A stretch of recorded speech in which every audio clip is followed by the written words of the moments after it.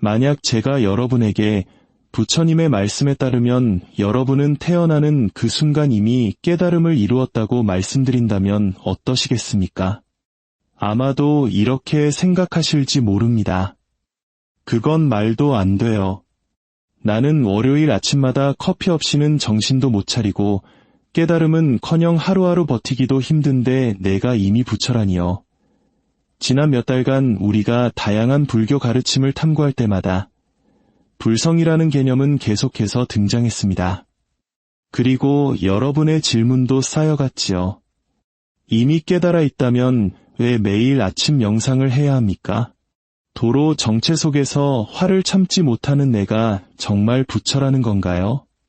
그렇다면 지금까지 나의 모든 영적 수행은 아무 의미가 없었던 건가요? 이러한 모순과 역설은 수천 년 동안 불교학자들을 매료시켰고 선사들을 시험에 들게 했으며 깊은 담론의 불씨가 되었습니다. 부처님께서는 우리가 예상했던 것보다 훨씬 더 파격적인 말씀을 하셨기 때문입니다. 그것은 우리가 영적인 길에 대해 가진 고정관념을 완전히 뒤집어 놓는 선언이었습니다. 오늘 우리는 바로 그 불성에 대해 깊이 들여다보고자 합니다. 그동안 우리는 여러 영상에서 이 불성을 수없이 언급해왔습니다. 깨달음을 논할 때나 의식의 본질을 탐구할 때마다 이 불성, 즉 산스크리트어로 열애장이라 불리는 가르침은 늘 그 자리에 있었습니다. 열애장은 불교에서 가장 혁신적인 개념 중 하나입니다. 이 가르침은 여러분이 누구인지에 대한 근본적인 믿음을 뒤흔들며 수행의 의미를 완전히 새롭게 정의합니다. 열애장경에서는 이를 아주 직접적으로 전합니다. 잠시 생각해 보십시오. 부처님께서는 열심히 노력하면 언젠가 부처가 될 수 있다고 말씀하신 것이 아니라 지금 이 글을 읽고 있는 바로 이 순간 당신은 이미 부처다 라고 선언하신 것입니다. 지난 2000년 동안 여러 종파가 이 가르침을 두고 고뇌해왔습니다. 어떤 이들은 이를 전적으로 수용했고 어떤 이들은 신중하게 접근했습니다. 그 논쟁의 과정 속에는 깨어남의 본질에 대한 심오한 진실이 숨어 있습니다. 그렇다면 부처님께서는 실제로 무엇을 가르치셨을까요? 이 가르침이 그토록 뜨거운 논쟁을 불러일으켰을까요? 그리고 무엇보다 자신의 불성을 깨닫는 것이 우리의 삶을 어떻게 변화시킬까요? 이 시간이 끝날 때쯤 여러분은 깨닫게 될 것입니다. 진짜 질문은 어떻게 깨달음에 도달할 것인가가 아니라 이미 내 안에 있는 것을 어떻게 알아차릴 것인가 라는 사실을 말입니다. 부처님께서는 우리의 본성을 비유하며 아주 아름다운 이야기를 들려주셨습니다. 우리의 참된 성품은 마치 더러운 헝겊에 쌓여 쓰레기 더미 속에 묻혀있는 보석과 같다고 하셨지요.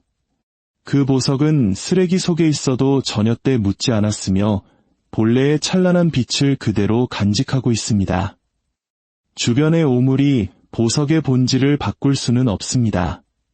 단지 그 광채를 잠시 가리고 있을 뿐 보석 자체를 훼손할 수는 없는 법입니다. 이것이 바로 열애장경에서 부처님이 밝히신 불교의 역사를 새로 쓴 통찰입니다. 부처님께서는 모든 중생이 열애장, 즉 부처의 태를 지니고 있다고 가르치셨습니다. 이것은 깨달을 수 있는 가능성을 말하는 것이 아닙니다. 깨달음 그 자체가 이미 완성된 상태로 우리 안에 존재하며 단지 발견되기를 기다리고 있다는 뜻입니다. 부처님께서는 이 본성에 세 가지 놀라운 성질이 있다고 설명하셨습니다. 첫째, 그것은 본래 청정합니다. 그 어떤 악업이나 나쁜 습관도 이 본성을 더럽힐 수 없습니다. 둘째, 그것은 불변합니다. 생각과 감정은 끊임없이 변하지만 이 본질은 언제나 여여하게 머물러 있습니다. 셋째, 그것은 본래 안락합니다. 우리 존재의 가장 깊은 중심에는 평화와 만족이 흐르고 있다는 것입니다. 반야경과 열반경은 또 다른 차원을 더합니다. 불성이란 번뇌에 가려져 있을 뿐 수행을 통해 드러나는 참된 나라는 것입니다. 여기서 의문이 생길 수 있습니다. 그게 사실이라면 왜 나는 부처처럼 느껴지지 않나요? 부처님의 답은 혁명적입니다. 우리가 고통받는 이유는 무언가가 부족해서가 아니라 이미 가지고 있는 것을 알아보지 못하기 때문이라는 것입니다. 여러분은 마치 양떼 사이에서 자라 자신이 양인 줄로만 알고 살아가는 사자와 같습니다. 부족함을 느끼는 매 순간, 스스로를 고쳐야 한다고 믿는 매 순간, 여러분은 자신의 정체성을 오해하고 있는 셈입니다. 이 가르침이 불교계에 전해졌을 때 그것은 전통을 뒤흔드는 거대한 논쟁의 불씨가 되었습니다. 평생 수행에 헌신해온 스승들이 이 파격적인 선언 앞에서 서로 마주했습니다. 상자부 전통은 이를 신중하게 받아들였습니다. 그들은 불성을 실제하는 상태라기보다 잠재력으로 해석했습니다. 깨달음의 씨앗은 있지만 그것을 꽃피우기 위해서는 수행이라는 경작이 반드시 필요하다고 보았지요. 그들의 논리는 명확했습니다. 만약 모두가 이미 완벽한 부처라면 왜 부처님께서 45년 동안이나 법을 설하셨겠으며 왜 수행 처처마다 엄격한 계율이 필요하겠느냐는 것이었지요. 반면 대승불교의 여러 종파는 불성을 가르침의 근간으로 삼았습니다. 유식학파는 불성이 연꽃이 잎을 하나씩 펼치듯 층층이 드러나는 것이라 설명했고, 선종은 이 개념을 극단까지 밀어붙였습니다. 선종의 수행은 오직 불성을 직시하는 직지인심 견성성불에 초점을 맞췄습니다. 13세기 도겐선사는 우리가 수행하는 그 자체가 바로 불성의 발현이라고 가르쳤고, 황벽선사는 마음을 비우는 순간 그것이 바로 부처임을 역설했습니다. 여기서 아주 유명한 일화가 하나 있습니다. 한 수행자가 스승에게 물었습니다. 어떻게 해야 제 안의 불성을 볼 수 있습니까? 스승이 대답했습니다. 저 계곡의 물소리가 들리느냐? 수행자가 잠시 멈추어 그 소리에 온전히 귀를 기울이는 순간 맑은 깨어남이 번개처럼 그를 때렸습니다. 티베트 불교는 이러한 다양한 관점들을 정교하게 엮어 불성이 어떻게 우리 삶에 현현하는지를 체계화했습니다. 이 논쟁들은 결코 탁상공론이 아니었습니다. 그것은 수억 명의 수행자가 어떻게 마음을 닦을지를 결정짓는 이정표가 되었습니다. 혹자는 본래 깨달아 있다는 강조가 수행을 게을리하게 만들까 우려했고, 다른 이들은 자신의 불성을 믿는 신심이야말로 진정한 정진의 동력이 된다고 주장했습니다. 점진적으로 닦아나가는 점수이든 단번에 깨닫는 도노이든 모든 전통은 한 가지 핵심에 동의합니다. 불성을 이해하는 순간 수행을 대하는 우리의 태도가 완전히 바뀐다는 사실입니다. 이제 여러분이 가장 궁금해하시는 질문으로 돌아가 보겠습니다. 이미 완벽하다면 대체 왜 명상을 해야 합니까? 왜 나 자신을 다듬어야 하나요? 한 선사는 거울을 닦는 두 가지 방식에 대해 이렇게 말했습니다. 첫 번째 방식은 거울이 더러우니 깨끗해질 때까지 닦아야 한다고 생각하는 것입니다. 두 번째 방식은 거울은 본래 맑게 비추고 있다. 단지 그 위에 먼지만 걷어낼 뿐이다 라고 믿는 것입니다. 두 방식 모두 거울을 닦는 행위는 같지만 그 마음가짐은 하늘과 땅 차이입니다. 자신이 부족하다고 믿으며 명상을 하면 잡념이 생길 때마다 그것을 실패라고 여깁니다. 하지만 자신의 본성이 본래 온전함을 알고 명상을 하면 잡념은 그저 지나가는 구름일 뿐임을 알게 됩니다. 우리는 특별한 상태에 도달하려는 것이 아니라 이미 존재하는 깨어있음을 알아차리는 연습을 하는 것입니다. 구름에 가려져 있어도 하늘은 늘 그 자리에 있음을 잊지 않는 것과 같습니다. 생각을 놓치고 다시 알아차리는 그 매 순간은 실수를 바로잡는 과정이 아니라 자신의 참된 본성을 확인하는 거룩한 연습입니다. 여기에 아름다운 역설이 있습니다.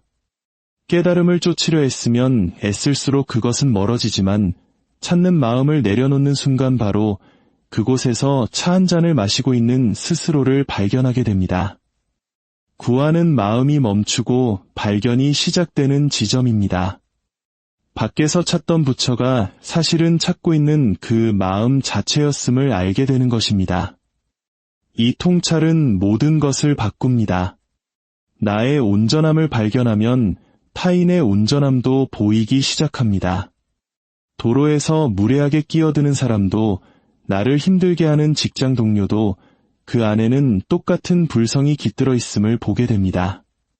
그렇다고 해서 우리가 아무렇게나 살아도 된다는 뜻은 아닙니다. 다만 실패에 대한 두려움이나 증명해야 한다는 강박 없이 세상에 응답할 수 있게 된다는 뜻입니다. 성공이 나의 본질을 높이지도 실패가 나의 본질을 깎아내리지도 않는다는 자유, 그것이 바로 우리가 말하는 해탈의 맛입니다. 여러분은 더 이상 언젠가 괜찮은 사람이 될 미래를 살지 않게 됩니다. 불성은 오직 지금 이 순간에만 존재하기에 현재만으로도 충분해집니다. 이것은 포기에서 오는 나태함이 아니라 진정한 나 자신으로 돌아오는 깊은 안도의 한숨입니다. 하지만 이 모든 설명에도 불구하고 불성은 말로 설명될 수 있는 것이 아니라 직접 맛보아야 하는 것입니다. 현대의 뇌과학자들도 명상 중에 순수 의식 상태를 연구하며 의식이란 마음의 일부가 아니라 모든 것이 머무는 근원적인 바탕일지도 모른다고 추측합니다. 그러나 그 어떤 정교한 뇌 영상도 우리가 불성을 직접 마주할 때의 그 생생한 경험을 포착할 수는 없습니다. 그래서 부처님께서는 달을 가리키는 손가락의 비유를 드셨습니다. 손가락은 달의 위치를 알려줄 뿐 달을 보는 것은 오직 여러분 자신의 눈이어야 합니다. 잠시 멈추어 보십시오. 지금 이 글자들을 보고 있는 그 알아차림을 느껴보십시오. 그것입니다. 숨결보다 가깝고 변함없으며 언제나 존재해온 그것. 여러분의 불성은 생각보다 친밀하고 감정보다 생생하게 살아있습니다. 찾으려 하면 멀어지는 듯하나 찾는 손길을 멈추면 한 번도 숨은 적이 없었음을 알게 됩니다. 생각에 빠지지 않고 생각을 바라보는 그 의식을 찾을 수 있습니까?